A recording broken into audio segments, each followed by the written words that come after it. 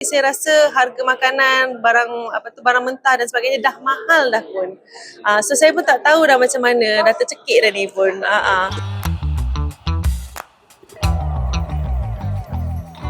Okeylah, kita nak tanyalah pendapat seorang selebriti kan tentang krisis yang berlaku di Asia Barat sekarang dan juga kenaikan harga minyak dan dijangka akan memberi kesan kepada harga makanan apabila peniaga dijangka akan menaikkan harga sebanyak 50%. Jadi sebagai seorang artis, mungkin ada pendapat tersendiri apabila harga bahan mentah dijangka akan naik.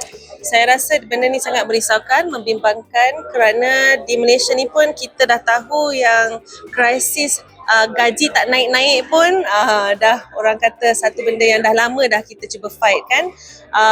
Bagi Di memang this is very dire. Saya pun tak tahu macam mana saya nak nasihat orang sebab saya sendiri pun tengah cari the formula, how do we survive dalam keadaan yang sangat getih ni. Bagi Di nak save duit tu bukan tak cukup untuk kita nak cakap save duit sebab sekarang ni pun dengan harga semua benda nak naik, kadang-kadang orang nak save duit dah tak ada cara dah.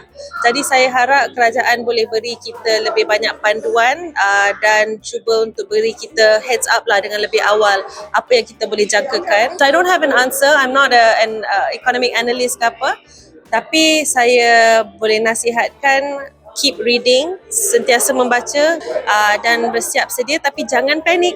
Jangan panik. Itu je. Okey, sebagai seorang rakyat Malaysia dan juga seorang wanita bergelar ibu kan, adakah mungkin satu hari diri terpaksa juga mengambil langkah penjimatan iaitu berjimat cermat dari segi belanja barang dapur terpaksa mana yang sebelum ni beli barang-barang premium mungkin dah terpaksa kurangkan pada segi harga dan sebagainya. Kita tak tahu berapa lama krisis energy krisis ni akan berpanjangan. Mungkin memakan tahun dan saya rasa akan makan tahun. Dan ada juga orang kata bisnes-bisnes yang naik takkan turun. So diorang cepat naik tapi diorang tak nak turunkan harga. So kita memang kena, consumers memang akan jadi mangsa lah basically. Saya rasa harga makanan, barang mentah dan sebagainya dah mahal dah pun. So saya pun tak tahu dah macam mana, dah tercekik dah ni pun.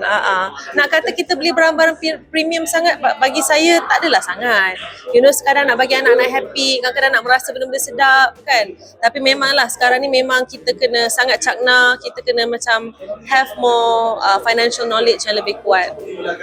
Okey, ada menteri Mak Sabula ada menyarankan individu yang ada tanah sendiri sudah boleh mula bertutup tanam sayur, tanam cili di rumah. Jadi adakah diri sekarang ni kan dah ada hidroponik dan sebagainya.